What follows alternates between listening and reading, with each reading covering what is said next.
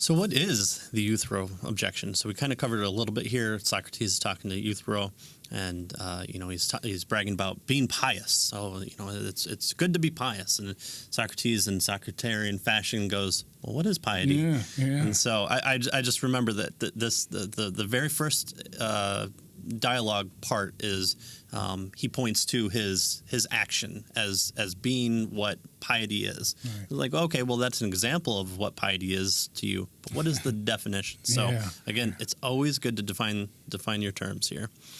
So the characteristic form realizes that this definition is ambiguous.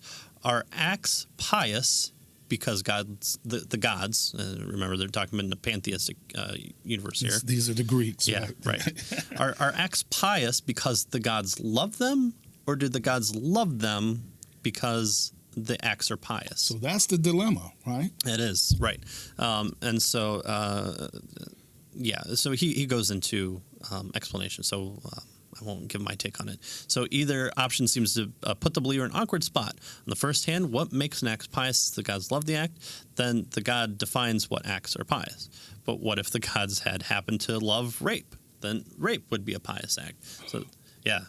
So is it just at a whim? Does God tell us to love our neighbors because at that point in the universe, God just happens to love that. He just made that because why do you like chocolate ice cream? Well, I like chocolate ice cream because today is whatever day. Right. Or I'm in a mood, or I can point it back to my childhood, and that was the very first ice cream cone that I had. Or maybe I don't know. Maybe I just like chocolate ice cream the best because I do, and so that's the argument against it. The second option isn't much better. According to this option, it's inherently the piety of the act that makes or explains why the gods love it. That is, the piety of an act is independent of the gods. The gods don't get to determine or define which acts are pious. They must consult some standard outside themselves. And for the pantheon of the Greeks, that's not really a bad thing because of how their kind of universe is structured, and there's no start point for them as far as what creation goes to.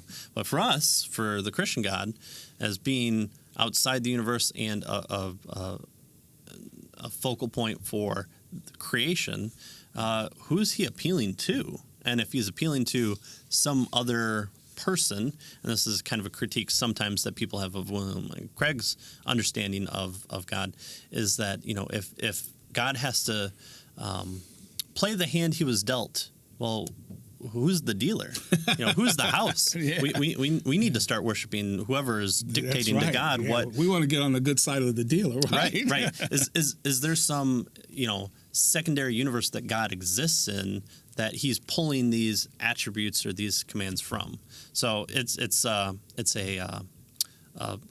point of contention that we don't really want this either because of who God is, the definition of God, and everything like that. Yeah, so that's basically the idea, right? On the one hand of the horn of the dilemma is God can whimsically love anything, and that becomes good, right, or pious, and for Euthyphro and Socrates.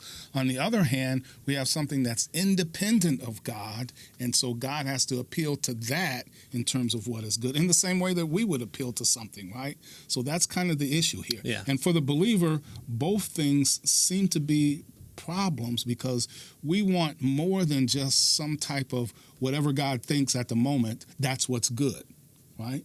And so we don't like that.